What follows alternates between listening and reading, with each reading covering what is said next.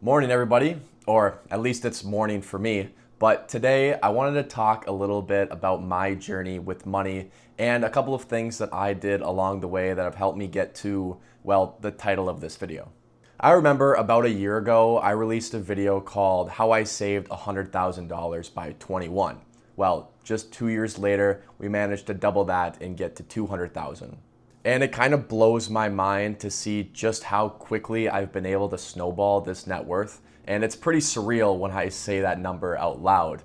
But I think there's been a few key things that helped me get to where I am today.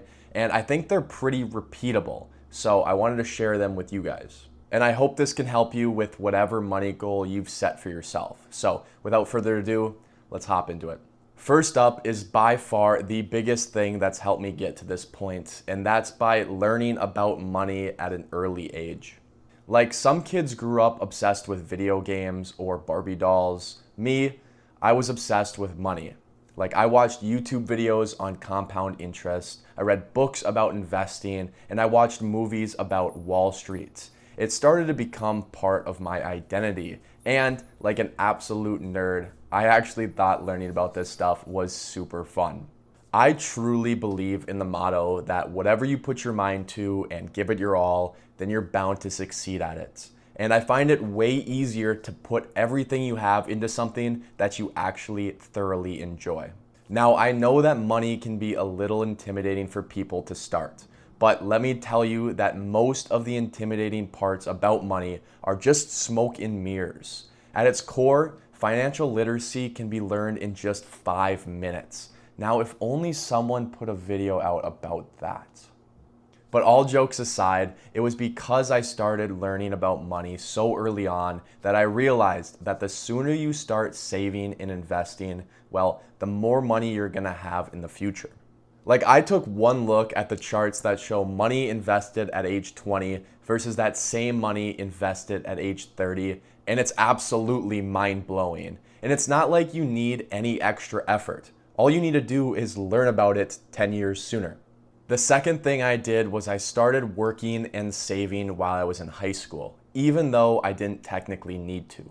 Now, I was one of the lucky ones. My parents covered basically all of my expenses while going to school, which was a huge advantage. God bless their hearts. But instead of just coasting, hanging out with friends and getting girls and having fun, instead, I got a job anyway.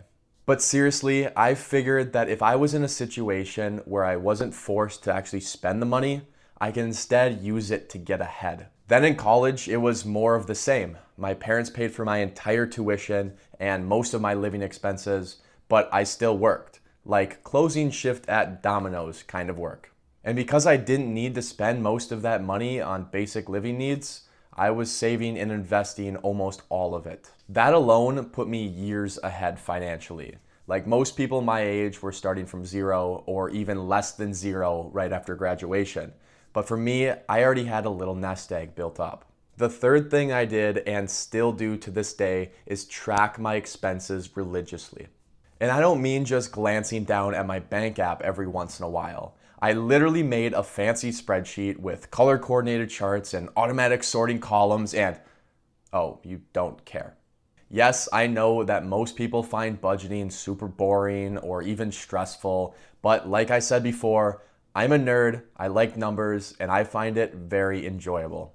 But here's why budgeting is such a great exercise. Because when you're tracking your spending, what you're basically doing is holding up a mirror in front of your spending habits. Like it's very easy to ignore and forget where your money's going until you actually see it written down right in front of you. And yes, sometimes that stings, like, Wow, did I really spend that much on takeout? but if you can take that sting, learn from it, and then try your best not to repeat it in the following month. I think Will McAvoy said it best. First step in solving any problem is recognizing there is one. So I urge you to give budgeting and tracking your expenses a go. But don't follow some cookie cutter budget spreadsheet like everybody's trying to sell you online. No, instead, do whatever it takes for you to enjoy it, because that's the only way you're actually gonna stick with it. So go make yourself a coffee, put on your favorite show, go to the park, or sit down at your setup, whatever it is. Just do what's right for you. Next up is I save and invest way more than the average person. According to the Bureau of Economic Analysis, God, that's tough to say, the average savings rate of a person in the United States in June 2025 was only 4.5%. Most financial experts advise that you aim for something more like 15 to 20%. However, if you haven't already figured it out, I like to take things a little further. Here's what I do. So I make $84,000 a year. 6% of that goes into my 401k, and then 4.5% gets matched by my employer. I max my Roth IRA out every single year at $7,000. 10% goes into my employee stock purchase plan. And then on top of that, I keep my expenses as low as I reasonably can without going insane so that I can save even more. My target per month is at least $500 on top of the above mentioned, but I try to aim for something closer to $1,000.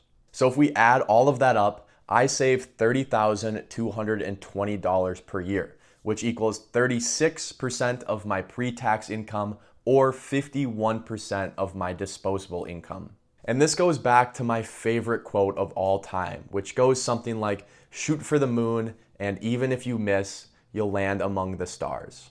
I find that if I treat my finances with that in mind, it removes a lot of the stress and worry about little decisions.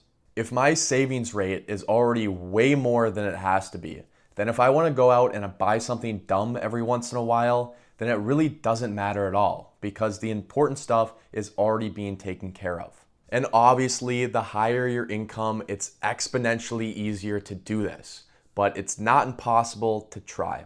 Now, the above points are all fine and dandy, but how did I actually manage to save so much so fast? And I believe it comes down to a few additional things that were very, very lucky. Number one, I was born in America. Number two, my family was middle to upper middle class while I was growing up. Number three, I graduated with a computer science degree in 2023, and I was one of the lucky few that actually managed to land a job right out of college. Number four, I invested in crypto back in 2021 and 2022, and it's up like 200 and 300% now, and that's been a big catalyst for my net worth getting so high.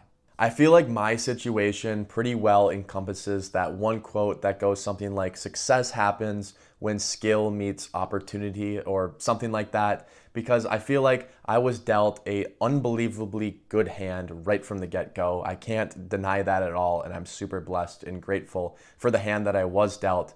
But then again, at the same time, I feel like I played it pretty well.